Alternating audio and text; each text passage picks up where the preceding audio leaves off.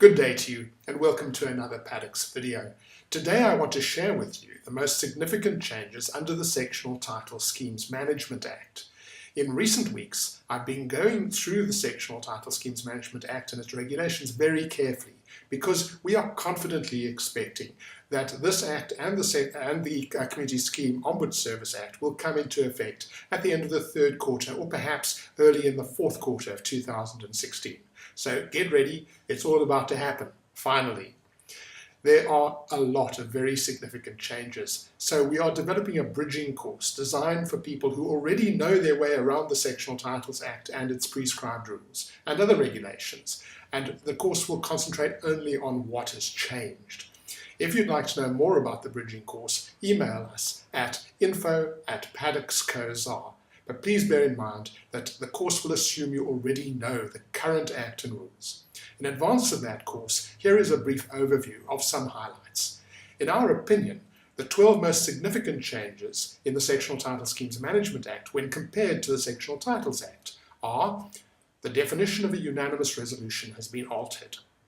The amount that must be budgeted for a scheme's administrative fund must be, on an objective basis, reasonably sufficient, rather than whatever amount owners think is reasonable.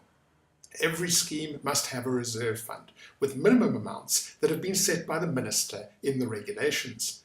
Levies may be recovered by application to an ombud rather than to a court.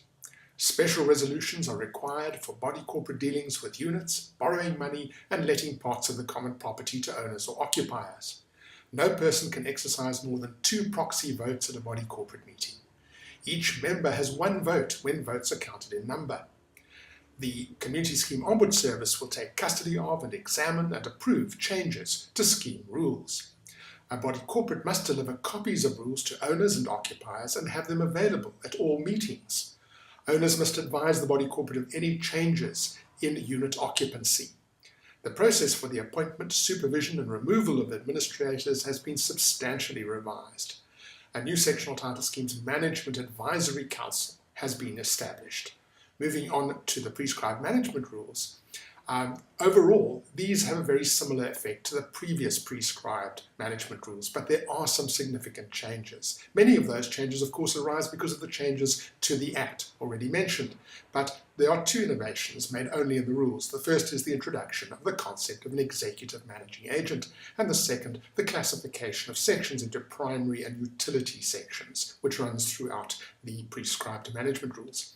The other changes are principally aimed at increasing transparency and accountability and requiring that due process be followed, allowing a wider range of investment options, bearing in mind that schemes would have to build up more substantial reserve funds based on accrued costs as per a 10-year maintenance, repair and replacement plan, providing for more meaningful audit reports, more organized and accessible governance documentation and scheme records, including more detail of meeting procedure and guidance for chairpersons, introducing efficiencies for very small schemes, making clear requirements for due process in body corporate dealings with members, making sure developers set up a scheme with the documents and information that they need to operate properly, ensuring bondholders and future development right holders get access to the information they need to protect their rights and to play a meaningful role in scheme management, making meetings, resolutions and communications easier to achieve, and in this also allowing the use of modern technology.